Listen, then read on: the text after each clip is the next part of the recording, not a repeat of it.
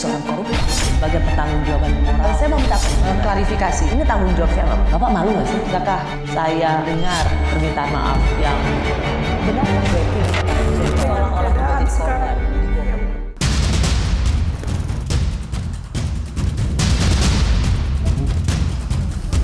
Informasi yang saya dapat, MK akan mengembalikan sistem pemilihan umum menjadi proporsional tertutup sebagaimana dulu di zaman otoritarian Orde Baru. Ini persoalan serius.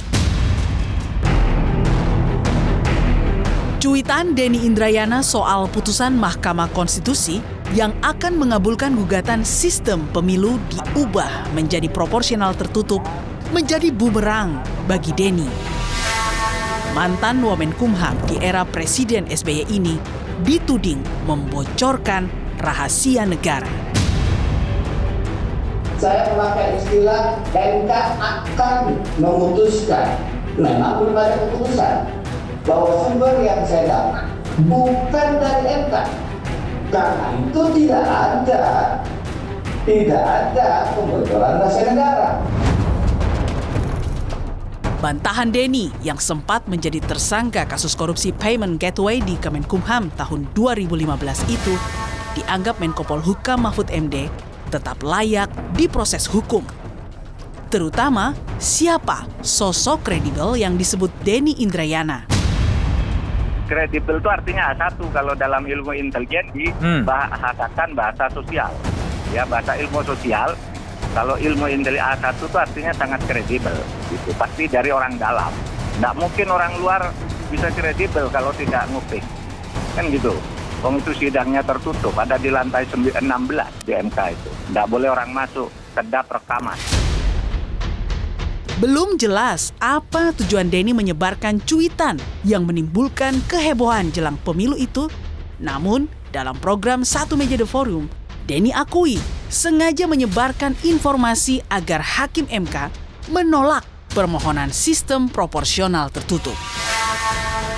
Bung Denny, ini kan menarik juga karena ada orang yang kemudian membaca pernyataan Anda untuk meningkatkan elektabilitas dari Partai Demokrat. Betul nggak sih itu?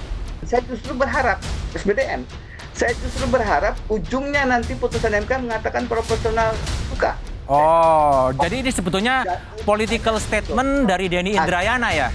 Saya pendukung sistem proporsional terbuka, Oke. Karena itu, ini cara kita untuk memberi kesempatan kepada MK sebelum diputus, tolong dipikirkan matang-matang. Oke. Di tengah heboh isu bocornya putusan MK, Presiden Jokowi membuat pengakuan akan cawe-cawe dalam pemilu 2024 demi bangsa dan negara. Pengakuan Jokowi di depan para pemimpin redaksi media massa di Istana Negara Senin lalu sontak menimbulkan pro kontra akan netralitas Jokowi sebagai kepala negara. Manuver politik dari Presiden tentu akan memiliki imbas terhadap konteks politik praktis. Bagaimana seorang ketua umum Partai Golkar yang juga Menko di dalam kabinet mengatakan bahwa dalam menentukan capres-cawapres Golkar akan mengikuti arahan dan petunjuk dari Presiden. Ketua umum PAN yang saat ini menjadi Menteri Perdagangan mengatakan bahwa Presiden adalah panglima tertinggi di dalam penentuan koalisi. Kalau berjalan jujur dan adil, itu lembaga-lembaga kepemiluan sudah ada. Presiden silakan memperkuat lembaga kepemiluan, perkuat DKPP, perkuat KPU, perkuat Bawaslu, itu jauh lebih baik daripada cawe-cawe, daripada beliau yang jujur sendiri. Itu adalah kode yang bagus bagi yang lain. Bapak Presiden terbuka bahwa dia akan ikut campur nanti. Tetapi ikut campur tentu clear ikut campurnya di bidang apa, gitu. Kalau nanti ikut campurnya di dalam penetapan capres, cawapres itu urusan partai. Tapi setelah itu Pak Jokowi kan punya pasukan yang musra. Mungkin mau diarahkan kemana musrahnya, itu kan Pak Presiden. Merespons banyaknya kritik soal ikut campur dirinya dalam kontestasi Pilpres, Jokowi kembali menegaskan, demi keberlanjutan megaproyek andalannya, ia memang akan cawe-cawe. Begitu kita keliru memilih pemimpin yang tepat untuk 13 tahun ke depan, hilanglah kesempatan untuk menjadi negara maju. Hati-hati mengenai ini. Hati-hati.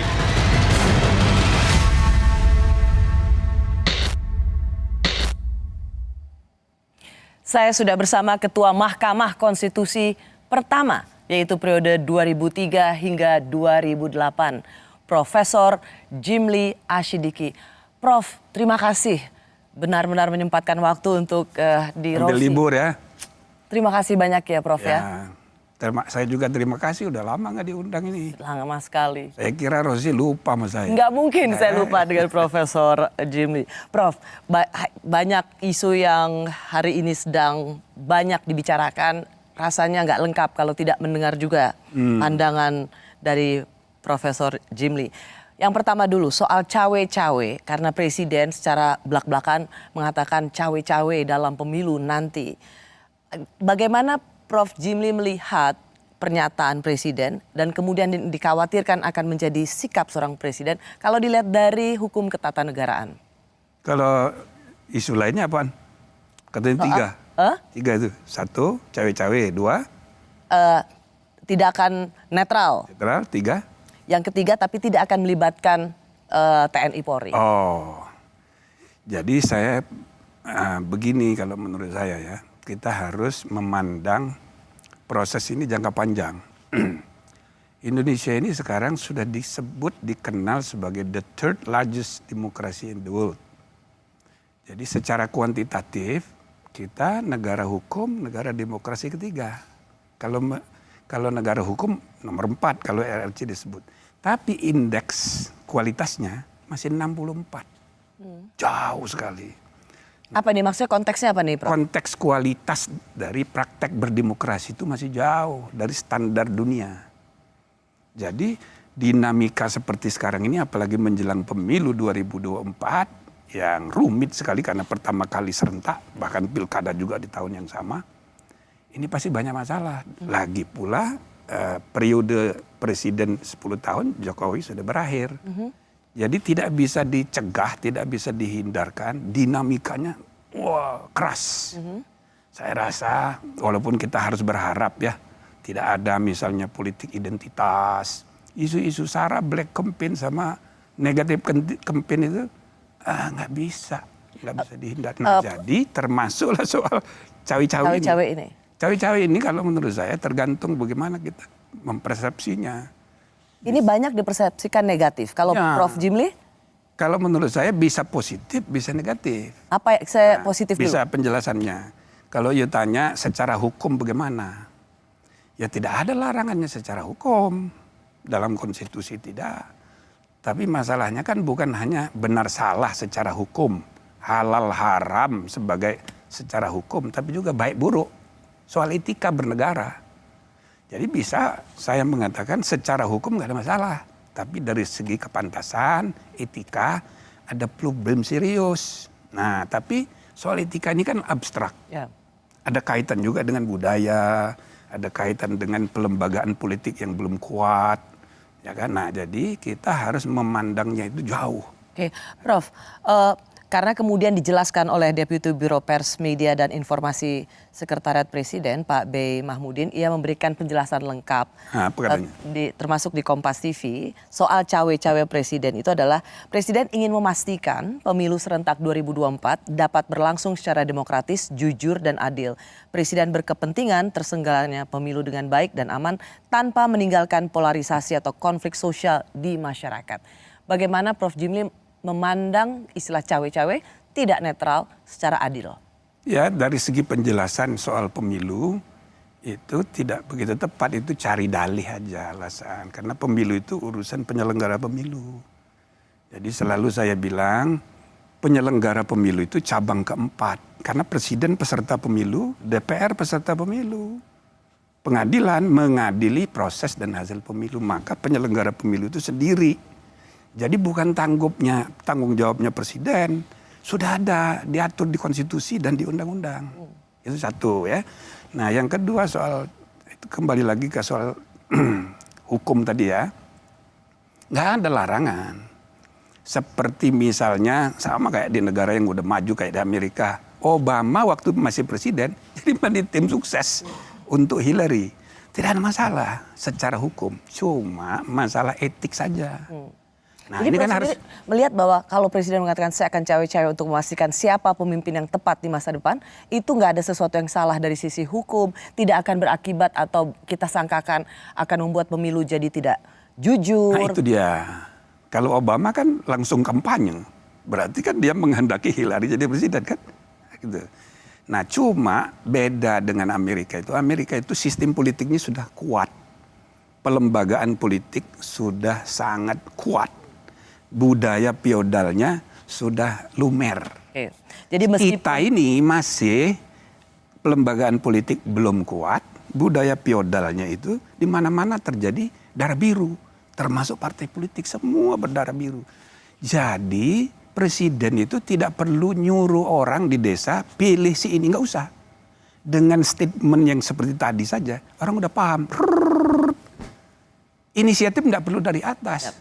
Ya kan? Nah jadi karena budaya kita masih feodal. Dan itu bisa diikuti oleh pejabat-pejabat lainnya untuk termasuk cawe-cawe. pejabat. Pak Jimli, cawe-cawe presiden itu kemudian diartikan juga kemana-mana, termasuk misalnya soal kasus perebutan atau disebut dalam bahasa politiknya pencopetan Partai Demokrat oleh KSP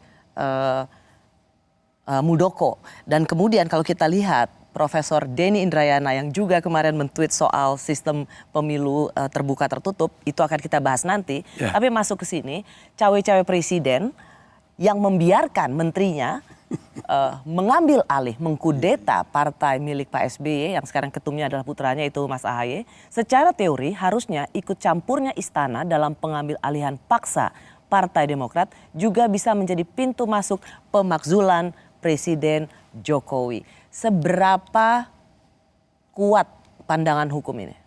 Ya bisa aja kalau dia dengan bersengaja untuk melakukan tindakan yang menyalahi aturan. Kan dia udah bersumpah. Ya, tapi ini memang bisa pintu masuk. Ini masuk akal nggak? Kalau soal pintu masuk sih bisa aja. Saya kan sudah bilang waktu hakim MK dipecat, itu pintu masuk. Kan dia bisa bikin perpu memperpanjang masa jabatan seenaknya. Toh DPR sudah dikuasai, nanti kalau sudah disetujui. Jadi pintu masuknya itu banyak. Termasuk apa dasarnya Hakim Aswanto diberhentikan. Nah, saya sudah bilang sama Pak Mahfud sebagai Menko, dasarnya begini nggak boleh. Nah tapi alasannya ini kan sudah dari DPR. Berarti cara berpikirnya sangat formalistik prosedural. Itu bertentangan dengan teori Mahfud sendiri. Keadilan substantif, demokrasi substantif. Kan gitu kan di bukunya dia soal ceramah. Ini sangat prosedural. Alasannya itu, oh nggak bisa, ini sudah ada DPR. Nah, dia politisi sehingga menunggangi. Dia itu siapa? Ya presidennya, karena dia politisi. Coba kalau dia negarawan. Coba kalau dia bertindak sebagai kepala negara, bukan kepala pemerintah. Oke, tapi kalau saya masuk ke poin itu. Jadi ini memang apa? yang Mahkamah Agung ini sama kayak gitu. Dia kan membiarkan itu dalam arti karena dia politisi, transaksional. Dia biarin dari segi hukum bisa diperdebatkan. Bahwa ini nggak salah, bukan saya kok. Dan ini hak politik dari Pak Muldoko. Menteri, ya. Muldoko itu setingkat menteri, tapi kan bukan menteri. Harusnya KSP itu melayani pimpinan, bukan ngurusin partai. Makanya saya pernah menyarankan sebaiknya Muldoko itu diberhentikan dari KSP. Biar tidak menimbulkan citra yang buruk. Supaya tidak ada prasangka bahwa presiden mendiamkan, itu termasuk juga sesungguhnya ikut cawe-cawe. Cuman Prof belum menjawab pertanyaan saya. Jadi kalau ini bisa pintu masuk, apa iya urusan yang sebenarnya sudah menang di pengadilan tingkat pertama, kedua, dan sekarang sedang menunggu kasasi. Kalau perkaranya itu enggak bisa, itu kan independence Mahkamah Agung itu. Jadi kalau putusan Mahkamah Agung sudah inkrah, ya presiden harus ikut. Cuman ini kan dugaan bahwa ini ada main, Muldoko disuruh, itu kan harus dibuktikan. Saya rasa tidak mungkin Presiden Jokowi akan berinisiatif untuk nyuruh. Ini kan inisiatif. Karena itu pertanyaan dari saya bawah saja. Jawab, apakah dengan mengatakan ini bisa pintu masuk pemakzulan, itu masuk akal atau Omong kosong? Nah, omong kosong lah itu saya rasa. Ya kan ini kan cara pengacara untuk menekan. Oke. Dan itu tradisi yang buruk juga. Ini tradisi yang buruk. Sangat buruk. Karena Prof. Jimli justru melihat ketika diungkit-ungkit soal kasus Demokrat, kasus hukum Demokrat yang sekarang ada di kasasi dan dikait-kaitkan dengan cawe-cawe presiden, ini sesungguhnya sesuatu yang buruk. Menekan pengadilan. Iya, menekan. Ya, ini politisasi. Oke. Prof, saya mau masuk ke topik yang sama tapi dengan pertanyaan selanjutnya. Karena ada ucapan cawe-cawe Presiden Jokowi ini langsung dikaitkan dengan banyak hal. Di antaranya soal isu bocornya keputusan Mahkamah Konstitusi. Nah, soal isu bocornya ini yang ingin saya tanyakan pada Prof. Jimli adalah sesuatu yang memang membocorkan rahasia negara atau bualan semata? Bagi saya kalau info kredibel itu bukan hakim MK tapi bisa dari dalam MK. Saya dengar sekjennya, kesekjenan, kepaniteraan mau diperiksa itu. Harus. Mungkin memang bukan hakim. Gitu. Tapi orang dalam itu kan banyak. Harus dicari kalau ada yang pertama nguping sidang. Dulu pernah saya pecat dulu. Saya sama sekali tidak menyalahkan Denny. Saya kan di situ di Twitter saya tuh supaya dicari itu siapa yang mengaku sebagai A1 gitu, pasti dari orang dalam. Nggak mungkin orang luar bisa kredibel kalau tidak nguping, kan gitu. Wong itu sidangnya tertutup, ada di lantai 16 di MK itu, nggak boleh orang masuk, kedap rekaman. Saya masih bersama pendiri Jimli School of Law and Government, Profesor Jimli Asyidiki, yang sekaligus juga menjadi Ketua Mahkamah Konstitusi periode pertama. Prof, saya mau tanya dulu ketika Prof membaca bahwa Profesor Denny Indrayana mengatakan bahwa saya mendapat informasi yang kredibel soal putusan MK proporsional terbuka menjadi tertutup. Apa tanggapan Prof. Jimli? Saya langsung hubungi orang di MK, saya tanya, belum Prof, itu belum sidangnya belum selesai. Konklusi dari masing-masing pihak masih kita tunggu sampai tanggal akhir bulan Mei. Gitu kan? Nah, jadi RPH-nya belum. Rapat para pihak? Bukan, RPH itu rapat permusyawaratan hakim sesudah sidang selesai, perdebatan 9 orang. Kan gitu. Jadi belum, bahkan ketua panelnya itu saya tanya, ternyata masih di Seoul. Jadi memang belum ada lah kok. Jadi sama sekali, bahkan belum kan baru ada dari pandangan para pihak. Iya. Belum ada rapat di antara para hakim. Belum ada rapat internal. Sehingga kalau dibilang 663 keputusannya, ya itu salah. Jadi itu salah maksudnya gimana, Prof? Ilusi, karena belum ada rapat, belum ada pengambilan keputusan. Itu ilusi atau istilahnya tadi? Bualan. Bualan. Ya, mengenai ilusi dan persepsi. Ya, itu banyak sekarang ini dalam komunikasi publik, terutama kalau berkaitan dengan politik. Ya kayak gitu itu. Prof, tetapi menarik, mengapa tweet, kalau Prof kan langsung mengecek, karena bagaimanapun juga Prof Jimli pernah menjadi Ketua Mahkamah Konstitusi dan dikasih tahu berproses saja belum untuk masuk final. Dalam putusan. Tapi ini menjadi begitu menggemparkan karena kemudian diamplifikasi.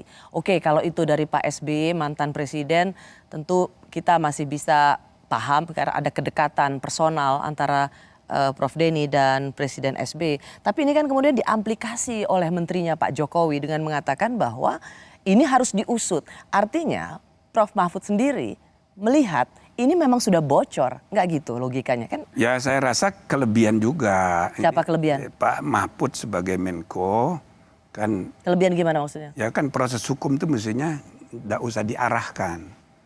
Ya timbul sendiri aja. Jadi semua lembaga itu maka sekarang nggak ada inisiatif nunggu perintah dari atas, kan nggak sehat juga. Nggak, maksud saya begini, Prof Mahfud sendiri kan melihat berarti ini ada kebocoran dong kalau ini diusut. Ya maksud saya dia kan Menko, bukan sekedar mantan ketua MK sesudah saya, tapi Menko. Ada rapat dengan Kapolri, jadi kesannya diarahkan penegak hukum. Itu satu hal yang menurut saya ya kurang bijaksana juga. Lagi pula ini akan melebar masalahnya kalau dibawa ke ranah hukum. Nah, maka kalau saya lihat ini soal etika profesional, ya kan, seorang sekarang ini kan campur aduk. Sorry, Prof. Guru besar, jadi pengacara, jadi politisi juga. Ya kan? Siapa yang dimaksud? Ya banyak sekali. Nah, termasuk Denny ini. Dia guru besar, lalu kemudian advokat dan politikus juga, ya kan? Maka dia berusaha untuk menekan pengadilan Mahkamah Agung, Mahkamah Konstitusi dengan, ya kan, informasi-informasi. Berusaha menekan Mahkamah Konstitusi. Iya, kelihatan. Sama seperti menekan Mahkamah Agung untuk memenangkan perkara tidak sehat. Demokrat. Prof, pertanyaan saya begini, kan jadi ada dua. Satu, kalau ini benar informasinya, itu berarti kebocoran sebuah rahasia negara, katanya begitu. Dan pantas untuk masuk ranah hukum. Kalau Prof Jimli lihatnya? Ya kalau dibawa ke ranah hukum, itu banyak itu. Bukan hanya soal rahasia, dia menyebarkan berita, itu hoax, bohong. Itu bisa gampang sekali dicari pasalnya. Bisa masuk penjara dia. DI ini bisa masuk penjara. Apalagi kan Pak Mahfud bilang, gampang cari pasalnya. Itu loh. Nah jadi... Sorry Prof, menyebarkan itu kalau tidak, jadi begini, kan kalau ini benar, apakah ini bisa dikategorikan sebagai membocorkan rahasia negara? Nyatanya tidak benar. Seandainya pun itu benar, gitu kan? Saya tweet di Twitter, seandainya pun benar, sebagai lawyer dia tahu bahwa itu rahasia.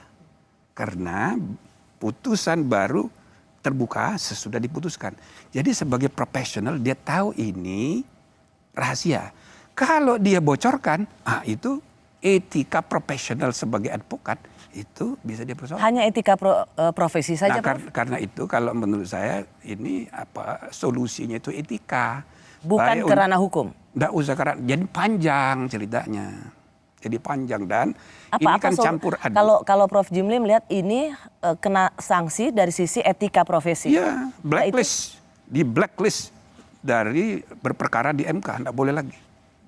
Nah, begitu juga kalau pegawai, bisa aja ada pegawai iseng, bisa juga ada pegawai yang, karena mereka mestinya tahu belum ada putusan.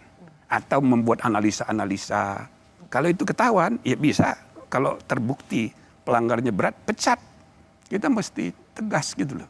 Oh jadi Prof Jimli lebih melihat ketegasan itu adalah bukan apa-apa harus dibawa ke ranah hukum, tapi sanksi etika profesi.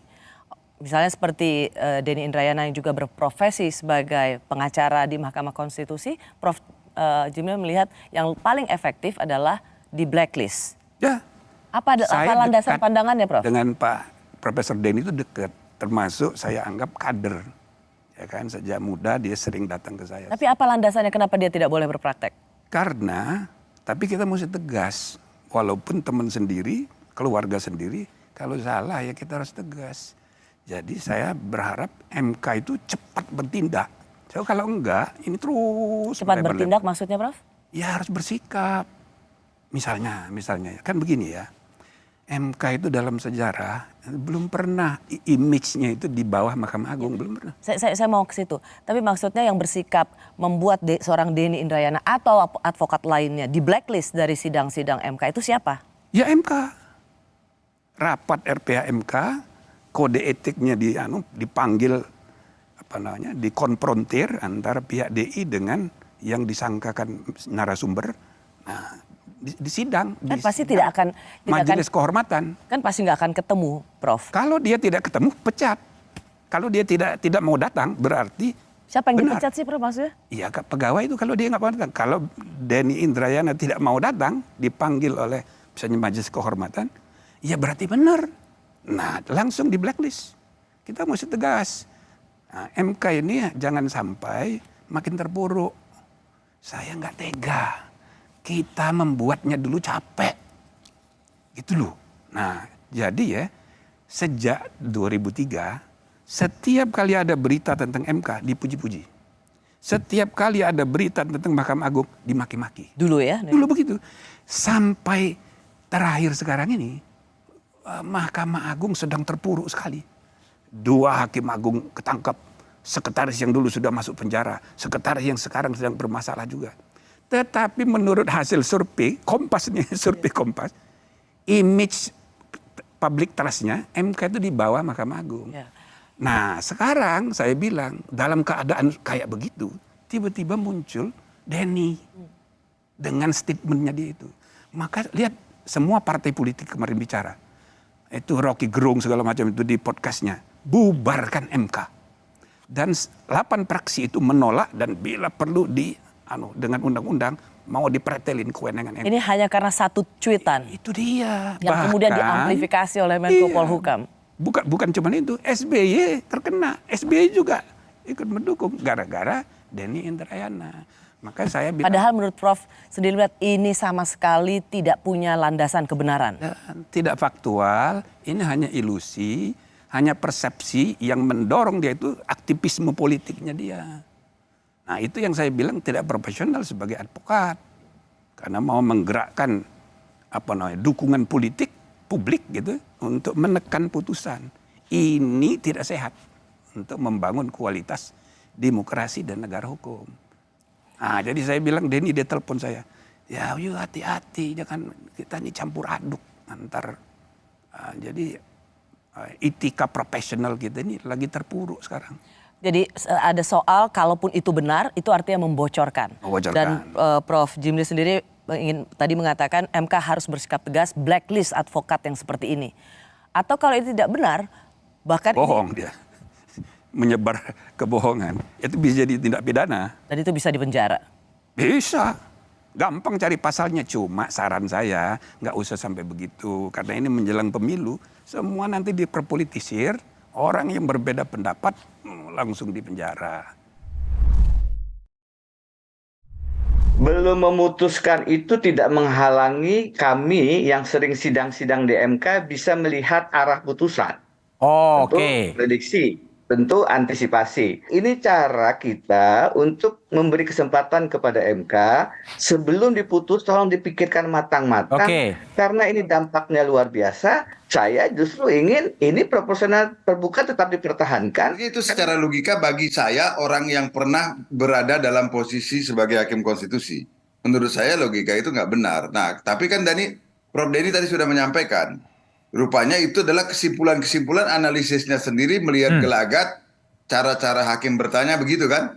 Kalau tujuannya adalah untuk mencegah Mahkamah Konstitusi dijadikan sebagai alat katanya. Untuk mengawal Mahkamah Konstitusi katanya Prof Denny tadi. Ya caranya jangan dengan menyampaikan narasi yang justru mengarahkan rakyat untuk tidak percaya kepada Mahkamah Konstitusi. Ini berbahaya menurut saya. Saya masih bersama Ketua Mahkamah Konstitusi pertama periode 2003 saat pertama kali kita memiliki Mahkamah Konstitusi sampai 2008. Ia adalah Profesor Jimli Asyidiki. Prof tadi sudah sempat mendengarkan dialog kemarin bersama Budiman Tanurejo. Jadi bukan dari, kan Pak Mahfud bilang usut di dalam MK itu pasti ada yang membocorkan. Tetapi Denny Indrayana juga bisa membela dengan mengatakan nggak harus dari dalam MK. Sumber kredibel itu tidak melulu harus ada di inner circle. Kalau kita masih tetap, tadi kalau Bapak saya sudah tahu standpointnya ini adalah ilusi dan kebohongan. Tapi kita bicara kalaulah ini benar. Kalaulah ini benar. Apakah mungkin informasi yang berupa rahasia negara, bocornya putusan Mahkamah Konstitusi itu bisa didapat dari luar Mahkamah Konstitusi? Ya nggak bisa namanya rahasia. Jadi orang yang terlibat di rapat itu saja, berarti dari dalam.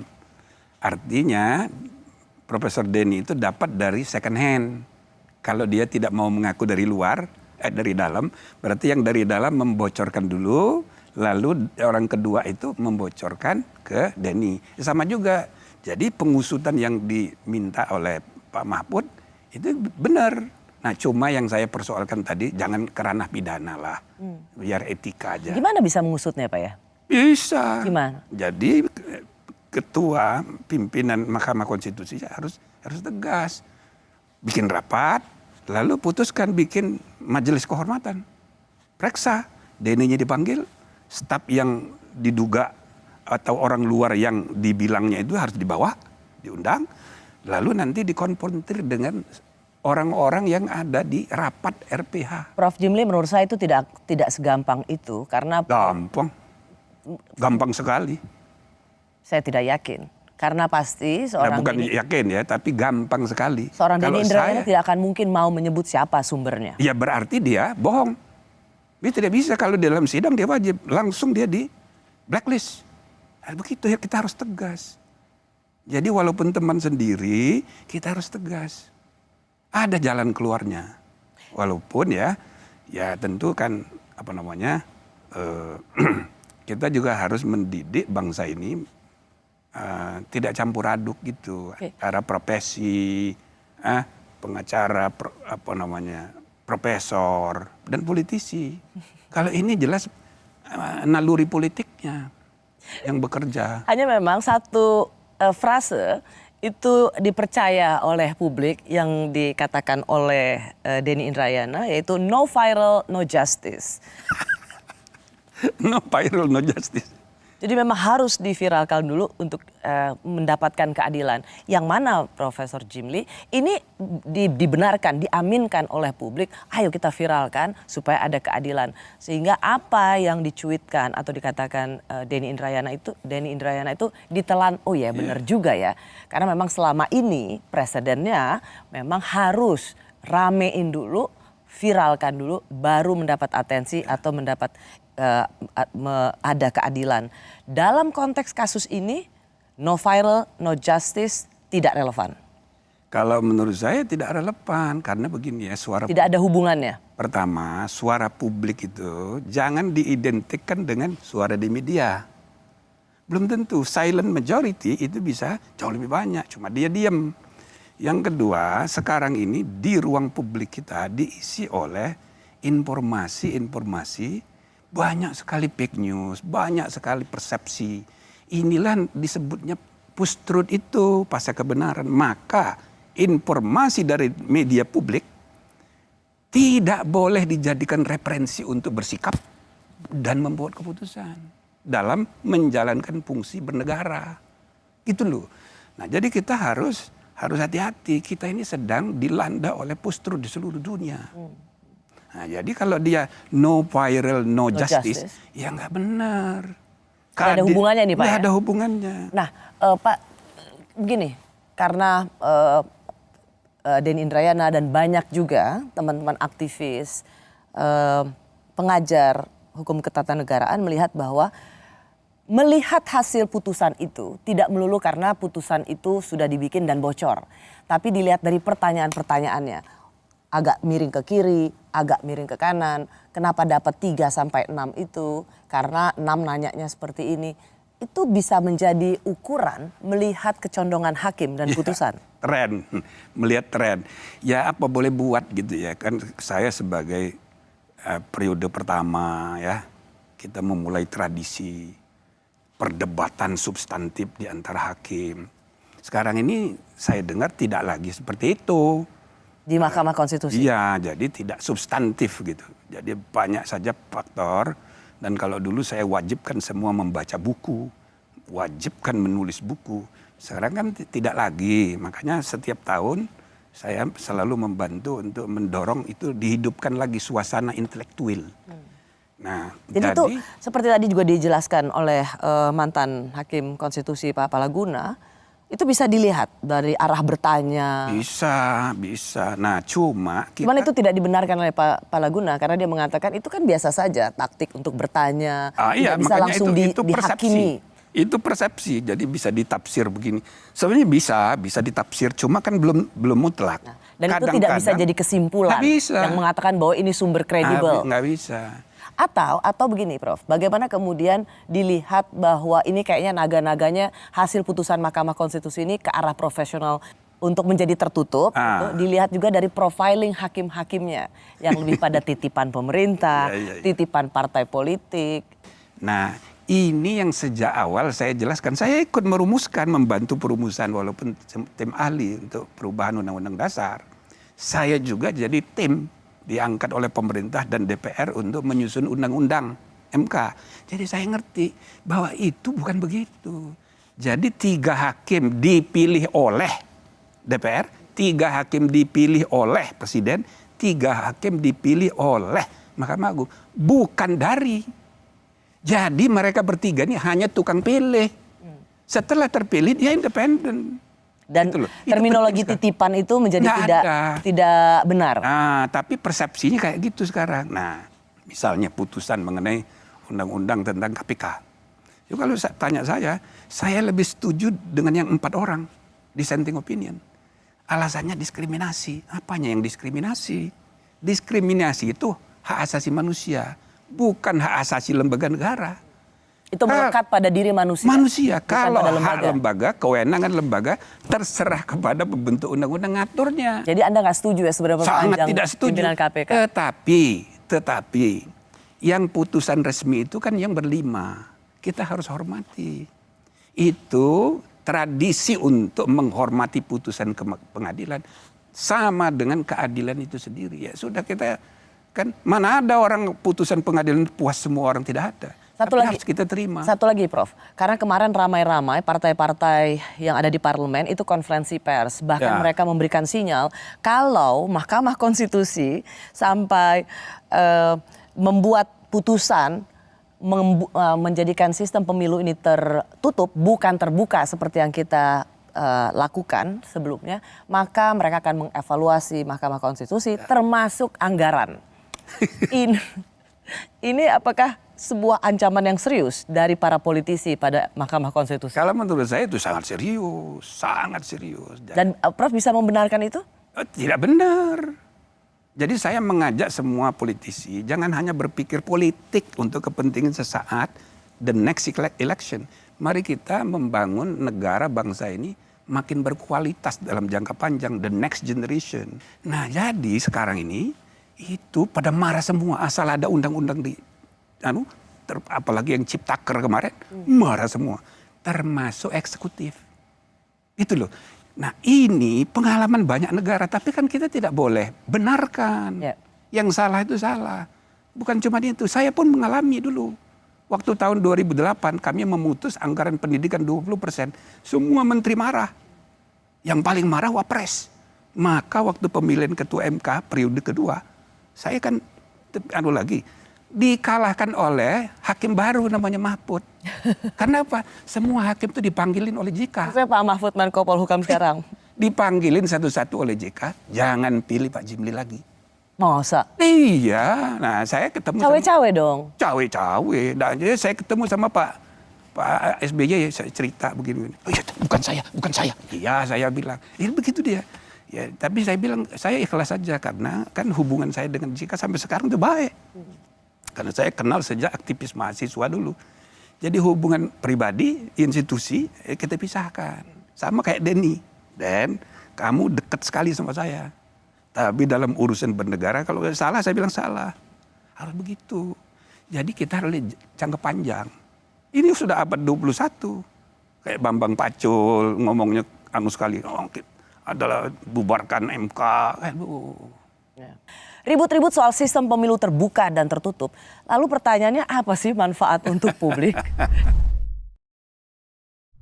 Partai tidak lagi fokus membina kader-kader muda secara serius untuk kepentingan jangka panjang ideologi partai, melainkan fokus mencari jalan pintas dengan memburu kader-kader populer dan berkemampuan finansial untuk mendanai kebutuhan partai. Kader-kader terbaik yang ideologis punya kapasitas untuk bekerja namun tidak begitu populer, perlahan-lahan tersingkir dari lingkaran partai dan digantikan oleh figur-figur terkenal yang nyatanya kadang belum tentu bisa bekerja dengan baik. Masih bersama saya mantan Ketua Mahkamah Konstitusi, Profesor Jimli Asyidiki, yang juga pernah menjabat anggota DPD DKI Jakarta periode 2019-2024. Pak Jimli, sebenarnya apa untungnya terbuka tertutup? Kenapa partai politik heboh sekali dan ribut sekali?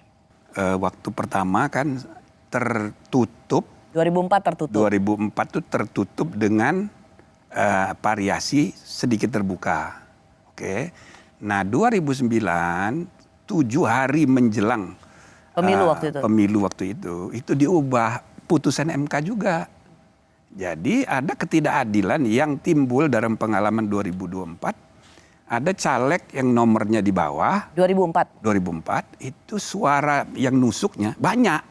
sedangkan yang nomor 1 sedikit. Nah, tapi oleh partai diputuskan yang nomor 1 menduduki kursi. Jadi ada ketidakadilan dan itu bisa bukan hanya ketidakadilan tapi aspirasi rakyat yang berdaulat itu tidak tersalur. Maka atas dasar itulah MK membuat putusan. Ya, jadi terbuka. Supaya ada faktor partai politik juga. Ya. Tapi siapa yang dipilih oleh rakyat, nama tertentu itu, meskipun dia nomor urutnya, nomor urut paling ekor, kalau dia dipilih, dia bisa dia mewakili. yang dipilih. Nah, sorry Pak. Tapi orang selalu melihat bahwa sistem pemilu, banyak ahli mengatakan sistem pemilu itu adalah open legal policy atau kebijakan hukum terbuka yang itu harusnya diserahkan pada pembuat undang-undang, legislatif dan eksekutif. Jadi sebenarnya open legal policy seperti sistem pemilu ini bisa nggak diuji oleh Mahkamah Konstitusi? Kan terbukti kita sudah punya presiden bahwa ini pernah juga diuji di Mahkamah Konstitusi tahun 2008. Ya, tapi itu bukan open legal policy. Ini policy konstitusional bahwa keadilan aspirasi rakyat itu harus diutamakan. Pemilu hanya mekanisme cara. Jadi nggak bisa dibiarkan kalau misalnya bertentangan dengan konstitusi, nggak boleh. Artinya sebenarnya saat ini sistem pemilu di Mahkamah Konstitusi masih bisa diuji. Karena menurut Profesor Jimli Asyidiki ini ini tetap bisa menjadi kewenangan Mahkamah Konstitusi. Bukan milik pembuat undang-undang, DPR dan eksekutif. Betul. Masih bisa diuji di Mahkamah Konstitusi. Bisa. Prinsipnya nibus in idem, ya. Jadi kalau perkara itu sudah pernah diuji, tidak boleh lagi diuji. Tetapi kita buat pengecualian, kecuali kalau argumentasinya berubah. Gitu loh. Jadi bisa aja. Apa yang berubah kali ini? Nah, yang berubah itu seperti yang tadi dijelaskan oleh Pak Yusril tuh sebagai ketua umum partai. Jadi sudah terjadi praktek, ya gampangnya demoralisasi politik, ya kan, persaingan internal, ya antar caleg di satu partai, lalu kemudian politik uang merajalela, yang penting popularitas dan uang, kapasitas nomor 2. Akibatnya para pemimpin kita banyak yang pop, muda-muda, bentukan pasar ekonomi politik, tapi belum tentu punya kapasitas, nggak ngerti masalah, tapi kuasa. Ini kan berbahaya. Sekaligus juga ada problem pelembagaan partai. Partai ini kan harus diperkuat. Nah, di dalam Undang-Undang Dasar itu eksplisit disebut untuk pileg peserta pemilu itu partai politik. Maka bagaimanapun juga keterlibatan partai politik tetap perlu diperhitungkan. Sangat. Nah, jadi logika untuk mengembalikan ini ke tertutup, ya logis. Tapi ada syarat-syaratnya. Sorry, Prof. Jadi waktu 2008 itu atas azas keadilan. 2009. Waktu diputuskan 2009. Pemilu 2009. Seminggu sebelum. 1 minggu sebelum pemilu legislatif. Itu ada dasar pertimbangannya, yaitu untuk keadilan. Buat mereka yang dapat suaranya lebih banyak ya berhak untuk memegang ke Senayan. Tapi itu kemudian ada perubahan situasi. Dianggap bahwa yang dapat suara banyak itu hanya populer saja tanpa punya kapasitas. Dan itu membuat demokrasi mengalami demoralisasi yang kalau dipertimbangkan ini berbahaya. Oke. Prof, tapi tidakkah itu hakikat demokrasi? Kalau misalnya kita memang ingin membiarkan rakyat memilih, maka itulah harga yang harus dibayar dari sebuah demokrasi. Kita bisa memilih seseorang yang mendekati malaikat, tapi juga kita bisa salah pilih setengah iblis. Tapi kan aspek yang harus dipertimbangkan karena demokrasi itu kan luas. Maka dalam sejarah awal-awalnya orang mengidealkan majority rules.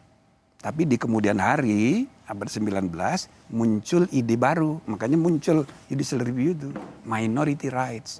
Jadi Mahkamah Agung Amerika itu the protector of human right. The protector of citizens' rights, sama kayak kita. Jadi di samping dia the guardian of the constitution, ya kan, pengawal demokrasi juga pengawal minority rights. Ini berarti dalam perjalanan peradaban demokrasi mengalami evolving, kemajuan. Nah, termasuk ini. Kalau misalnya saya pernah bilang soal threshold presiden 20%. Itu sebetulnya tidak perlu. Tapi itu berdasarkan putusan MK dulu dibenarkan bahwa threshold 20% itu open legal policy. Terserah mau berapa persen. ya kan? Tapi sesudah dipraktekkan ada bukti-bukti baru. Ya, kalau di dalam konsep pemilihan presiden dalam konstitusi kita 2 ronde. Ya kan? Jadi kalau presiden ronde pertama belum mencapai 51% plus 1 requirement regional daerah 51 jumlah provinsi, itu dia masuk ke ronde kedua. Walaupun dia udah 51 tapi provinsinya hanya di Jawa, dia tetap ronde kedua. Itu untuk memastikan presiden Indonesia bukan provinsi Pulau Jawa. Ya. Nah, karena kalau hanya 3 Pulau Jawa saja pasti udah menang. Nah, ide ini tidak mungkin dilaksanakan, ya kan? Terhambat kalau thresholdnya ketinggian. Ya. Prof, kita akan panjang untuk bicara itu lagi di tema selanjutnya. Boleh nggak saya nanya, sebenarnya kalau untuk seorang hakim konstitusi seperti Prof. Jimli Asyidiki lebih setuju sistem pemilunya kembali tertutup atau terbuka? Untuk jangka panjang saya setuju tertutup. Jangka panjang. Maksud saya jangka panjang itu harus dibenahi dulu integrated policy-nya. Jadi partai politik itu harus terbuka dulu. Kalau sekarang ini partai politik sangat tertutup. Oke, yang menentukan hanya ketua umum, 9 partai 9 ketua umum, maka nasib bangsa ini di tangan 9 orang. Lalu calegnya siapa, cagupnya siapa, capresnya siapa, di tangan ketua umum semua. Ditambah lagi kenyataan semua partai mengalami pembiruan darah dinasti. Ya kan? Partai yang lahir di era reformasi aja gampang sekali anaknya jadi ketua umum. Partai reformasinya Amin Rais besan-besanan, ya kan? Sampai harus cerai gara-gara. Jadi ini masih feodal. Nah, jadi ya kita harus benahi ini ke depan untuk membangun modernisasi partai politik dan pelembagaan politik yang yang kuat, tidak seperti sekarang yang terbuka, inklusif. Jadi kalau calon-calon nomor urut itu bukan ditentukan satu orang, misalnya ada preliminary election di antara partai itu sendiri. Iya, internal. Lalu ada konvensi daerah untuk menjadi gubernur, konvensi nasional untuk capres. Jangan kayak sekarang petugas partai itu persis kalimatnya Megawati itu bukan hanya dari Megawati, itu praktek di semua partai. Kan gitu. Nah, jadi selama partainya kayak begini, nggak bisa tertutup, malah berbahaya. Ya. Gitu kira-kira. Oke. Kalau memang itu diputuskan tertutup, emang akan chaos? Kalau misalnya akan diputus kayak begitu, misal ya, itu harus diberlakukan untuk 2029, bukan sekarang. Oke. Nanti bikin kacau. Tapi 2008 bisa 8 hari sebelum pemilu nggak chaos? Iya, tapi sekarang ini ada pemilu serentak. Ada fakta-fakta yang berbeda dibanding 2008. Pemilu serentaknya jadi banyak sekali. Pemilu serentak pertama, pemilu pilkadanya tahun besok juga. Terus yang kedua Pilpres dulu. Ya, pilpresnya ini agak seru. Pilkada. Lebih seru dari yang tempo hari. Karena ada pembelahan politik. Ini berbahaya kalau menurut saya. Plus tambah lagi pengalaman 2019, petugas banyak meninggal. Jadi jangan-jangan lebih banyak lagi meninggal. Jadi kita harus arif lah ya melihat masalah. Setuju dengan proporsional tertutup untuk pemilu legislatif. Tapi untuk yang akan datang. Profesor Jimli Asyidiki, terima kasih. Jarang-jarang kita bisa ngobrol seperti ini. Saya senang sekali dan satu kehormatan Prof. Jimli menyempatkan datang. Mohon maaf ada pilihan kata yang kurang cocok sama audiens. Terutama orang-orang yang saya sebut namanya. Itu saya secara pribadi dekat semua. Tapi urusan bernegara kita harus pisah. Terima kasih, Prof. Saya Rosyana Silalahi. Terima kasih sudah menyaksikan Rosi. Tetaplah di Kompas TV, independen terpercaya. Oke, bagus.